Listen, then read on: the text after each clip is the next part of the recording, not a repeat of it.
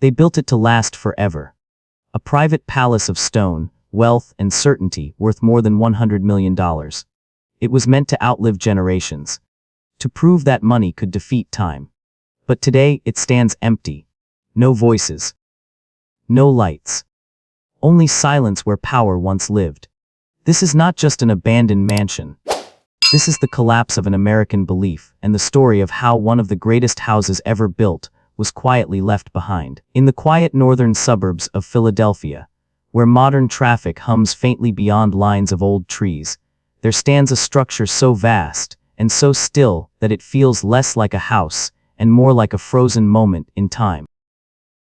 Hidden behind locked iron gates and overgrown hedges, Lynnewood Hall rises from the landscape in pale stone, its immense facade stretching outward with a confidence that once demanded attention and now receives almost none. No voices echo through its corridors. No lights glow behind its towering windows. What remains is silence, heavy and deliberate, as if the building itself is waiting to be remembered. At first glance, Lynnewood Hall appears indestructible. Its walls are thick, its columns massive, its symmetry precise in a way that suggests permanence. This was not a house designed to age quietly or disappear gracefully.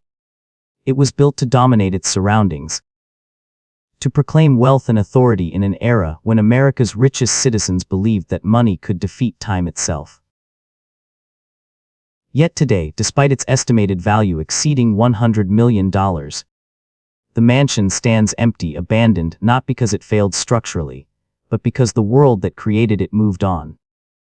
Walking through the grounds, one is struck by the scale of ambition embedded in every stone. The long drive leading to the main entrance was designed to slow arrivals, forcing visitors to absorb the enormity of the place before ever stepping inside. The exterior alone suggests a private palace rather than a family residence, borrowing visual language from European aristocracy while asserting something distinctly American excess without apology. Lynnewood Hall was never meant to be modest. It was meant to be undeniable. But silence has a way of erasing certainty. Where there was once purpose, there is now decay. Windows gape like empty eyes. Water stains creep across ceilings that once hosted glittering chandeliers. Dust settles where polished marble once reflected candlelight and silk gowns. The mansion has not collapsed, yet it has undeniably fallen, its decline slow, quiet, and deeply symbolic. To understand why Lynnewood Hall exists at all, one must understand the mindset of the era that produced it. At the turn of the 20th century, the United States was a nation intoxicated by growth.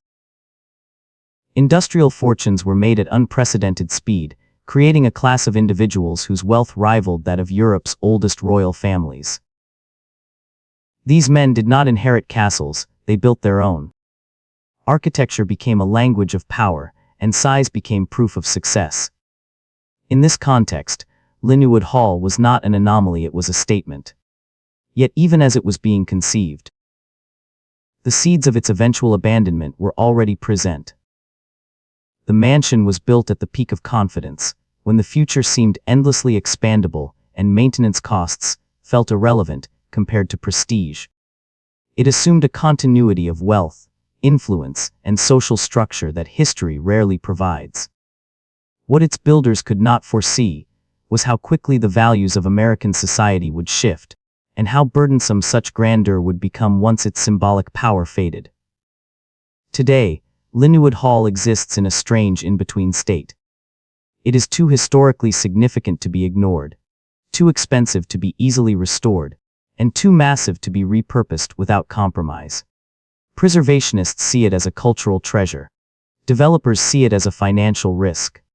The public, for the most part, sees nothing at all because the mansion remains closed, unseen, and largely forgotten. And yet, its presence lingers like an unresolved question. This film begins here, in the stillness, because silence often tells the truth more clearly than noise. Lynnewood Hall is not merely an abandoned mansion. It is a monument to an idea that wealth could buy permanence, that architecture could secure legacy, and that the future would always resemble the present. Its empty halls challenge those assumptions. inviting us to look beyond the stone and into the forces that built it, sustained it, and ultimately left it behind. To uncover how one of America's greatest private mansions came to stand alone and unused, we must step back into the world that gave it meaning. We must examine the age of excess that demanded such structures, the people who believed in them, and the historical currents that quietly swept their certainty away. Only then can we understand how a palace meant to last forever became one of the most powerful ruins in modern American history. To understand why a mansion like Lynnewood Hall could exist at all, one must step into the psychological landscape of the United States at the end of the 19th century. This was a nation moving faster than its own traditions could keep up with, a country redefining wealth, power, and identity almost overnight. Railroads stitched the continent together. Steel, coal, and oil reshaped cities. Fortunes that once took generations to accumulate were now created within a single lifetime. America had entered what history would later call the Gilded Age, a period dazzling on the surface, yet deeply unstable beneath it. Unlike Europe, the United States had no inherited aristocracy, no centuries-old castles or noble bloodlines to legitimize social rank. Status had to be built, displayed, and defended in real time. For the new American elite, money alone was not enough. Wealth had to be made visible, architectural, undeniable. Grand houses became instruments of legitimacy, physical proof that their owners belonged among the great powers of history. These were not homes in the traditional sense, they were declarations. Across the country, enormous private estates began to rise on city outskirts and rural hillsides. They borrowed heavily from European models, Italian Renaissance palazzos, French chateaux, English country houses, yet they were often larger, newer, and more extravagant than their inspirations. In this era, bigger was not merely better, it was necessary. Size communicated permanence. Complexity suggested culture. Excess signaled victory in a ruthless economic race. Lynnewood Hall emerged from this worldview, shaped by a belief that architecture could do what time might not. Philadelphia and its surrounding regions were particularly fertile ground for this mindset. As one of America's oldest and wealthiest cities, it sat at the intersection of old money and new industry. Here, industrial fortunes met established social circles, creating intense pressure to compete visually and symbolically. Mansions were not just residences, they were social weapons. Each new estate raised the standard for the next, escalating an unspoken arms race of stone, marble, and imported craftsmanship. Yet beneath the confidence of the Gilded Age lay a profound insecurity. The same forces that created immense wealth also produced sharp inequality, labor unrest, and economic volatility. Financial panics struck with little warning. Entire industries rose and fell within decades. The elite responded not by retreating, but by building bigger, as if scale itself could insulate them from uncertainty. Architecture became a form of reassurance, a way to anchor power in a rapidly changing world. Lynnewood Hall was conceived within this tension. It reflected not only extraordinary wealth, but a deep desire for control and continuity. Its planners assumed a future in which servants would always be available. Taxes would remain manageable, and social hierarchies would endure. They imagined generations living under the same roof, preserving both the structure and the status it represented. What they underestimated was how quickly American society would reject the very assumptions that made such estates desirable. By the early 20th century, public attitudes toward wealth were already shifting. Progressive reforms challenged unchecked power. Maintenance costs for massive private homes soared. Social life moved away from formal entertainments that required enormous staff and rigid ceremony. What had once been symbols of modern success began to feel like relics of an outgrown mindset. The Gilded Age, brilliant but brief, left behind monuments that no longer matched the nation's direction. This is the paradox at the heart of Lynnewood Hall. It was built at the precise moment when faith in endless expansion was strongest, and when that faith was about to be tested.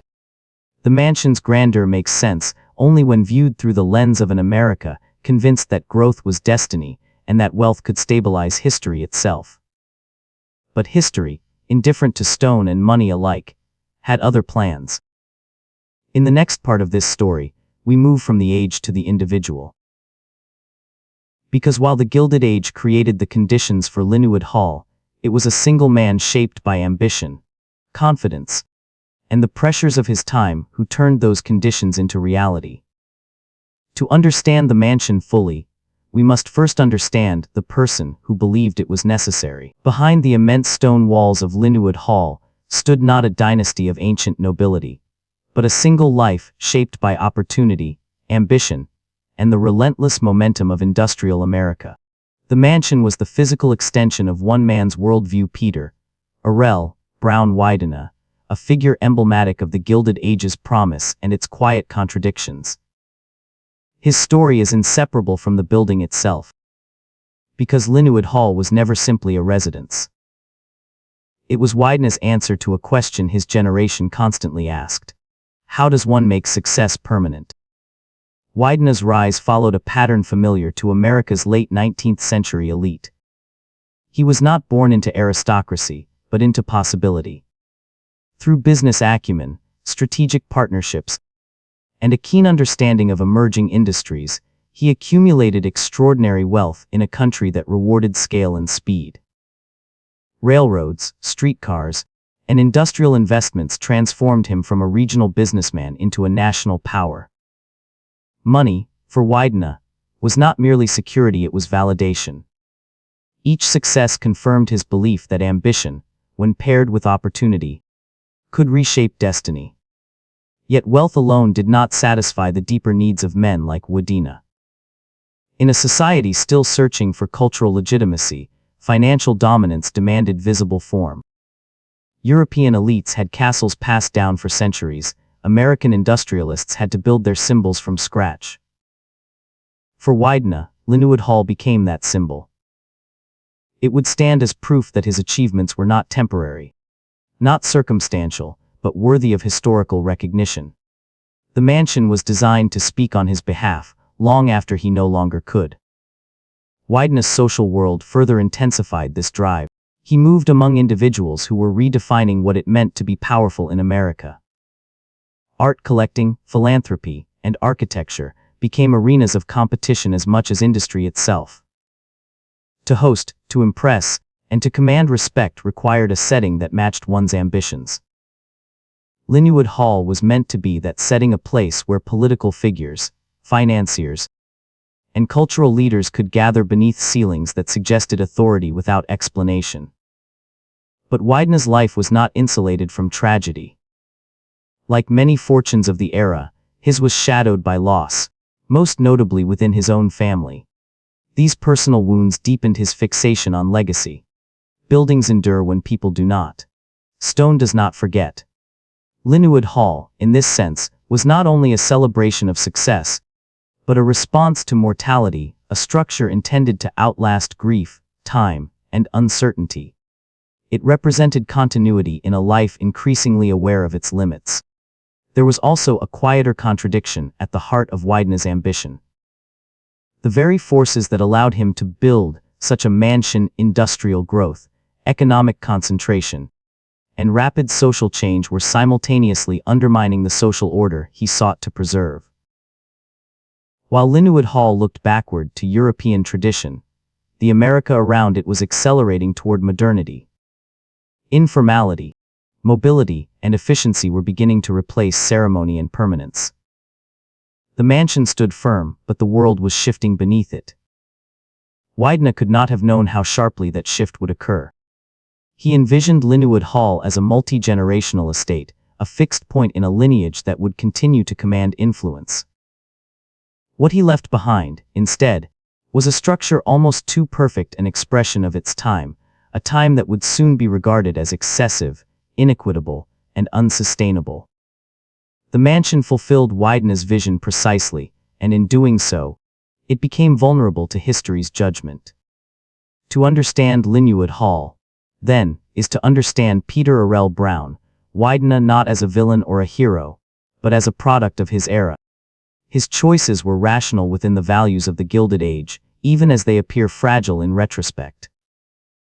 The mansion stands today as a portrait rendered in stone, a reflection of ambition, confidence, and the belief that success could be made eternal. In the next chapter of this story, we turn from the man to the mechanics of his dream. Because Lynnewood Hall was not only a personal vision, but an architectural one, shaped by some of the most influential design philosophies of its time. To see how ambition became architecture, we must examine how this private palace was actually built. When Peter Arrell Brown Widener committed to building Lynnewood Hall, he did not approach the project as one might commission a home. He approached it as one would commission a monument. To translate ambition into stone required an architect who understood power not only as function, but as spectacle, someone fluent in the language of scale, symmetry, and historical reference.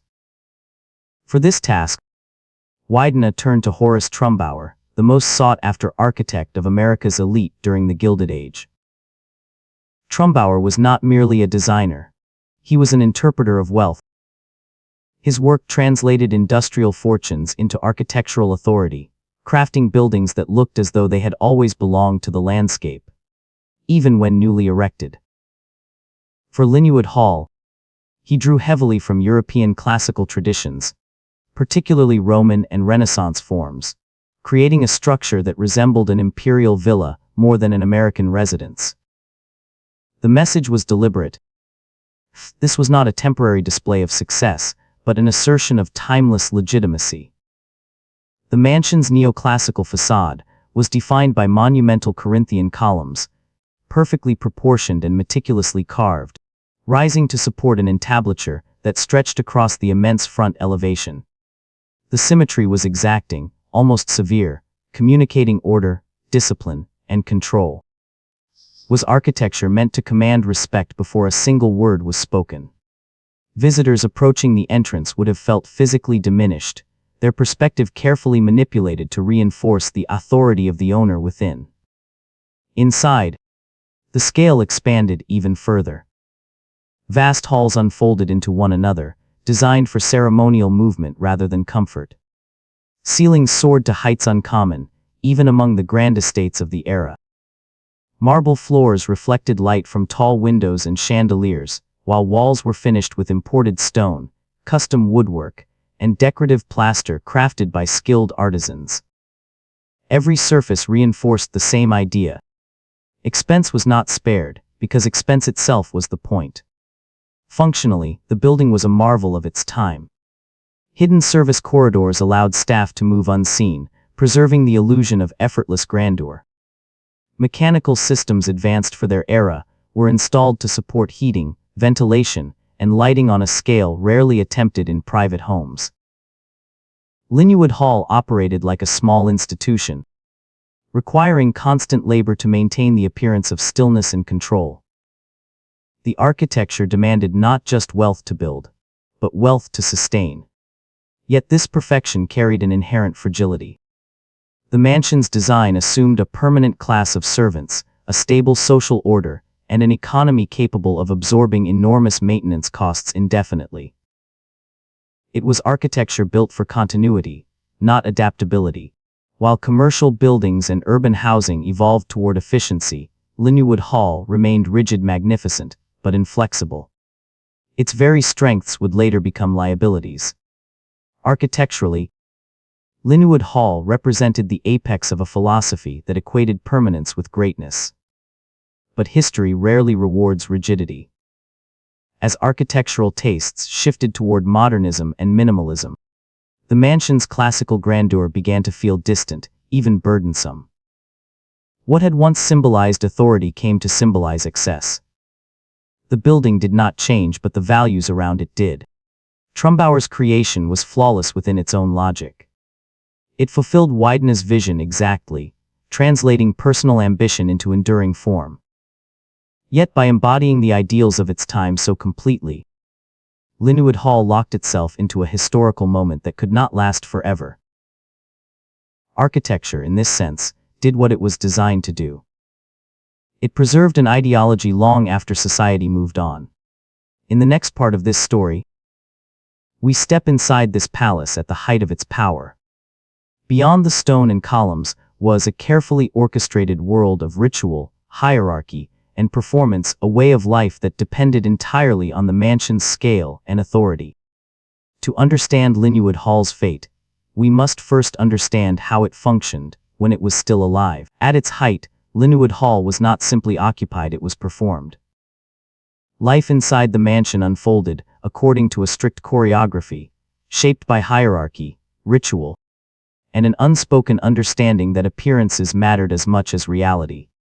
Every room had a purpose, every movement a rhythm, and every gathering a message.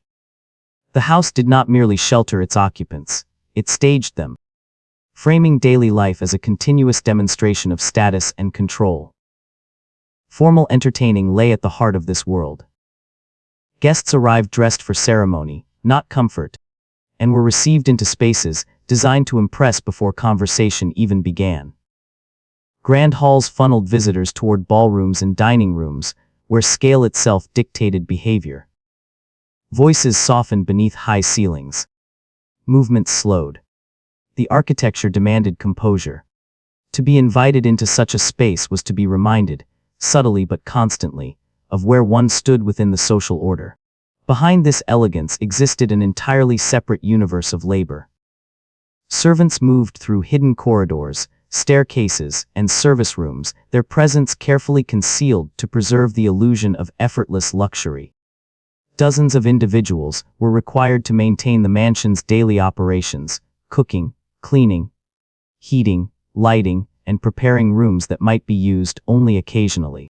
The smoothness of life above depended on relentless activity below.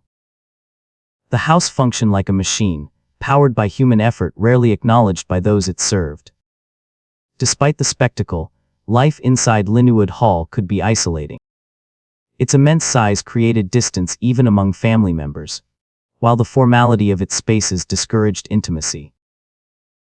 Rooms were too large for casual conversation, too structured for spontaneity. Comfort was secondary to impression. The mansion excelled at hosting crowds, yet often felt empty when they departed. In its grandeur, there was a quiet loneliness, a sense that the building demanded attention but offered little warmth in return. Social expectations reinforced this distance. Daily life followed patterns shaped by class and protocol, leaving little room for deviation. Meals were events, not necessities. Leisure was formalized. Even moments of rest occurred within spaces designed to be seen. For the family at the center of this world, privacy existed only in carefully designated rooms, while the rest of the house remained perpetually ready for observation. The mansion was always on display, even when few were present. Over time, the very lifestyle Lynnewood Hall enabled began to feel increasingly out of step with the modern world. As American society moved toward efficiency, mobility, and informality, such elaborate domestic rituals appeared outdated. Maintaining appearances required immense resources and discipline, and the rewards grew less compelling. What once symbolized refinement slowly began to suggest excess and rigidity.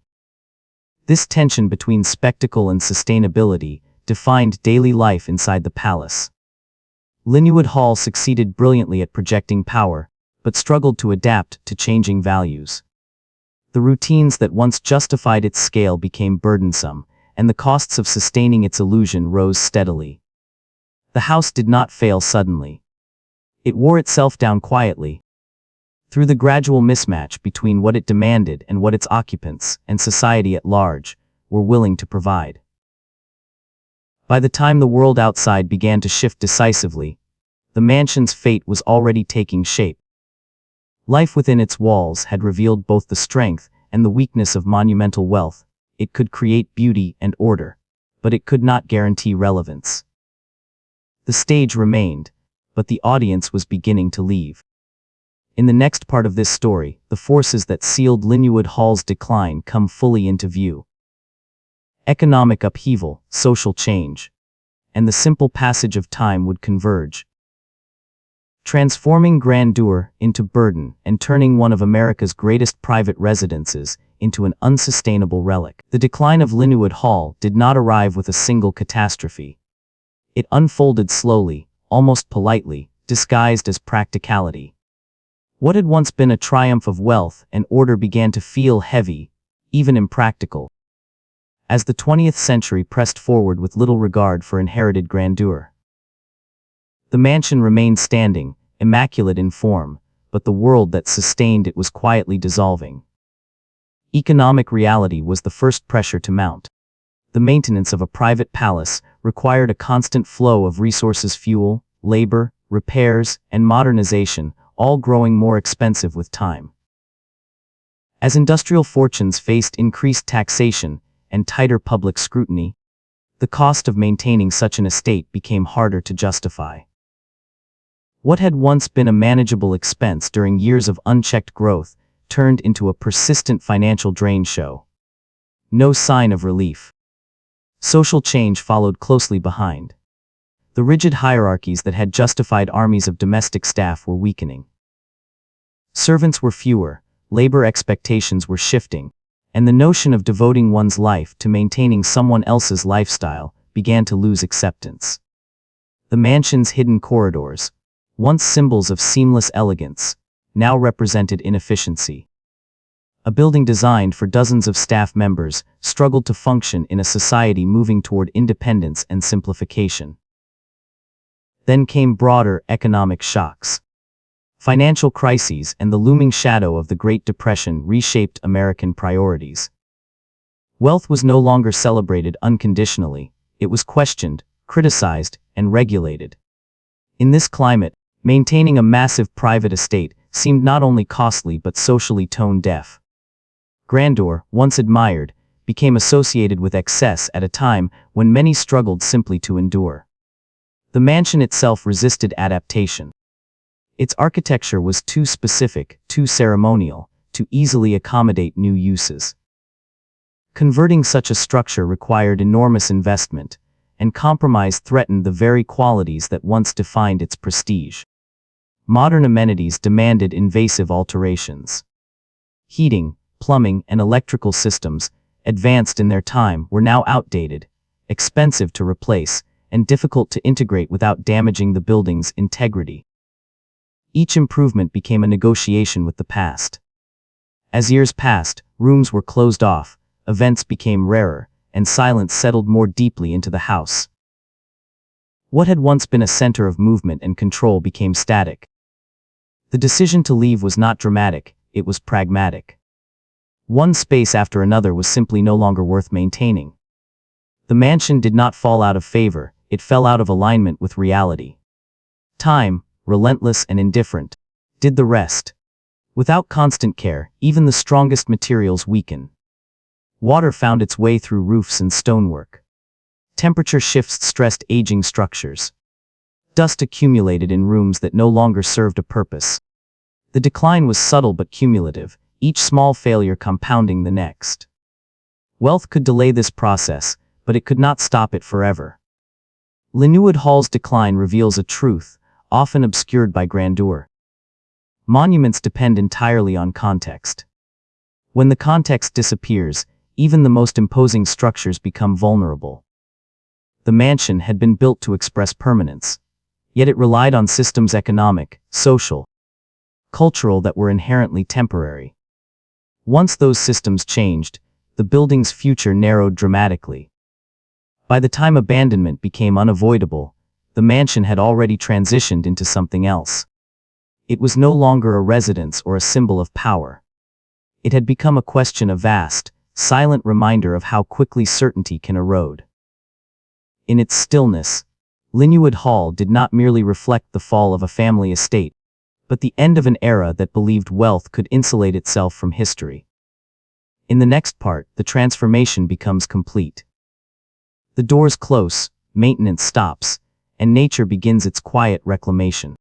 What remains is not simply an empty building, but a landscape shaped by neglect, memory, and unresolved legacy. The moment Lynnewood Hall was finally left behind did not come with ceremony or finality. There was no public announcement, no dramatic closing of gates. Instead, abandonment arrived quietly, almost imperceptibly. As rooms stopped being used, repairs were postponed, and the routines that once animated the house simply ceased. What had been a carefully managed environment slipped into stillness, and that stillness invited decay. Without daily attention, the mansion began to change in ways both subtle and irreversible. Moisture seeped through stone joints and rooflines, exploiting weaknesses that had once been meticulously monitored. Paint blistered. Plaster cracked. Floors warped under shifting temperatures. These were not acts of sudden destruction, but the slow arithmetic of neglect, each small failure accumulating until restoration became daunting, then unrealistic. Nature, indifferent to history, moved in with quiet confidence. Vines crept across facades once kept immaculate. Leaves and debris clogged drainage systems, allowing water to pool where it never should have remained. Birds nested in eaves. Insects claimed darkened corners, and wind traveled freely through broken windows and open corridors. The mansion, built to dominate its surroundings, began to merge with them. Control gave way to surrender. Inside, the transformation was especially stark. Furniture that once anchored grand rooms sat under layers of dust, stripped of context and meaning. Chandeliers hung motionless above empty floors. The silence deepened, broken only by the sounds of settling stone and distant weather. Without human presence, the house no longer performed. Its scale, once a source of awe, amplified emptiness instead. Public fascination grew even as private stewardship faded. Rumors circulated. Photographs leaked. Lynnewood Hall became a subject of speculation, a haunted ruin, a lost palace, a symbol of waste. Yet behind the myths lay a simpler truth: abandonment is rarely dramatic, but its consequences are. Each year of inaction narrowed the building's future, raising costs and lowering possibilities. Attempts to reimagine the mansion emerged sporadically, often colliding with economic reality. The sheer size of the structure, combined with the complexity of historic preservation, made redevelopment extraordinarily difficult. Any new purpose required compromises that threatened its architectural integrity, while preservation demanded resources few were willing to commit. The building lingered in limbo, protected by its significance and endangered by its scale. Decay, in this sense, became a form of preservation. By remaining untouched, Lynnewood Hall avoided irreversible alteration, even as it suffered ongoing damage. It existed as a time capsule, holding within its walls the physical evidence of a vanished worldview. Every stain and fracture testified to the costs of building for permanence in a world defined by change. By the time the mansion entered public consciousness as an abandoned icon, its fate was already largely sealed. Restoration would require not only money, but a renewed belief in the values the building represented. Without that belief, stone alone could not justify salvation. Lynnewood Hall stood intact yet vulnerable, monumental yet fragile, a paradox written into its very foundations. In the final chapter of this story, we step back from the ruin itself to consider what it means. Because Lynnewood Hall is more than a decaying structure, it is a lesson etched in stone, a reflection of ambition, excess, and the limits of legacy in modern America. In its current state, Lynnewood Hall no longer functions as a home, a palace, or even a ruin in the romantic sense.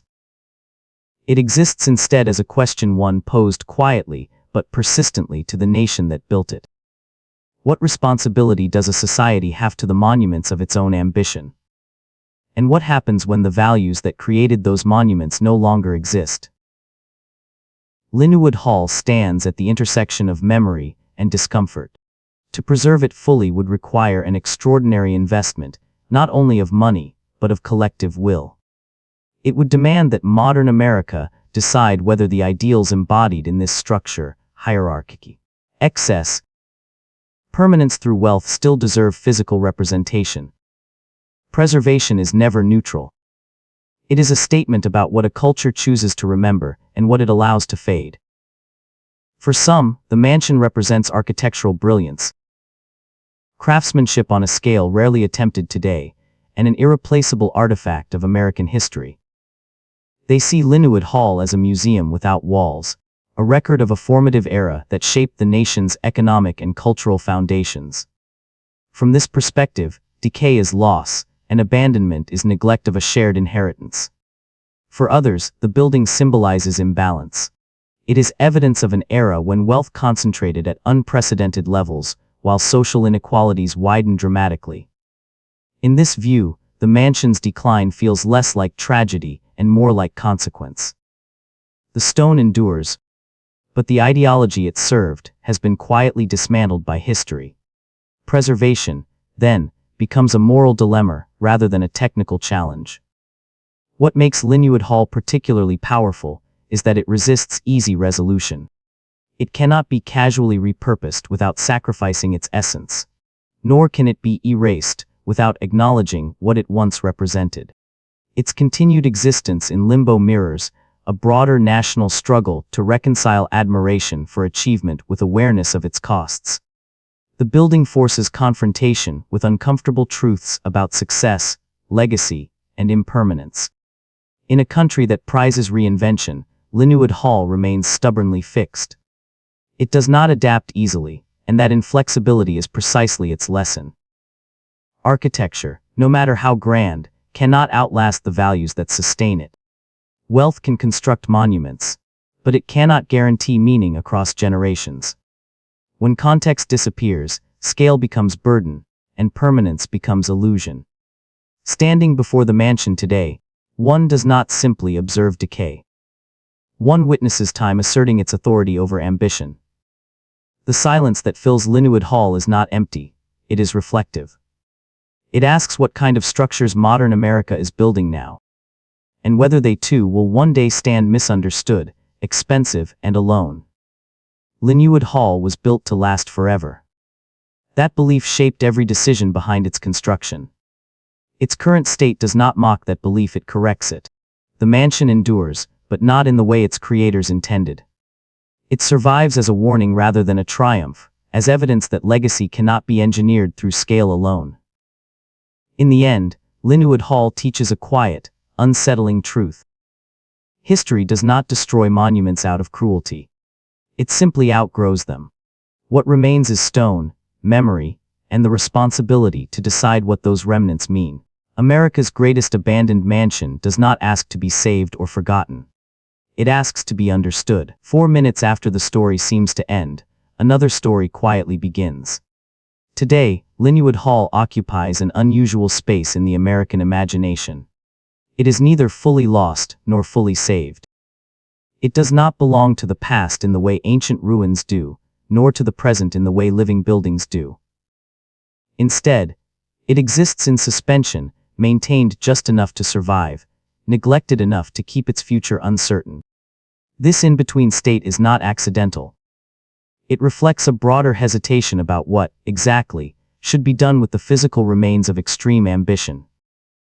In recent years, conversations about preservation have grown louder. Architects, historians, and cultural institutions point to Lynnewood Hall as one of the most complete surviving expressions of the American Gilded Age. Its scale, craftsmanship, and architectural coherence are nearly impossible to replicate today. From this perspective, allowing the mansion to decay further would mean losing not just a building, but a primary source and irreplaceable record of how power once imagined itself in stone. Yet preservation is never only about architecture. It is about purpose. Saving Lynnewood Hall would require more than money. It would require consensus about why it matters now. Museums demand public engagement. Cultural centers require relevance. Private residences on this scale no longer align with contemporary life. Every proposed future for the mansion raises the same question: can a structure designed to project hierarchy and control be meaningfully repurposed in a society that claims to value openness and equality? This tension explains why progress has been slow. Lynnewood Hall resists simplification. To turn it into luxury housing would fragment its design. To convert it into institutional space would compromise its intimacy. To preserve it untouched would freeze it in time, transforming it into a monument without a message. Each option solves one problem while creating another. In this way, the mansion continues to exert influence not through dominance, but through difficulty. What makes Lynnewood Hall especially revealing is that it forces a reckoning with scale. Modern America still builds large, expensive structures, but rarely with the expectation that they will last centuries unchanged. Flexibility has replaced permanence as the dominant architectural value. Buildings are now designed to evolve, to be repurposed, or even to disappear. Lynnewood Hall represents the opposite philosophy, a belief that certainty could be built once and defended forever. Its survival challenges that belief, not by collapsing, but by enduring without function. For the surrounding community, the mansion is both presence and absence. It looms physically, yet remains inaccessible. It generates fascination, but little daily interaction. This distance mirrors the broader relationship between contemporary society and its own excesses. We are drawn to them, critical of them, and unsure how to integrate them into a future shaped by different priorities. In the end, Lynnewood Hall does not demand a single answer.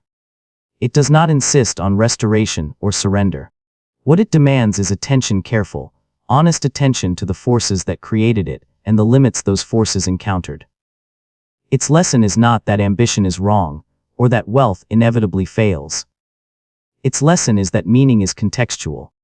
When context changes, even the grandest achievements must be re-examined.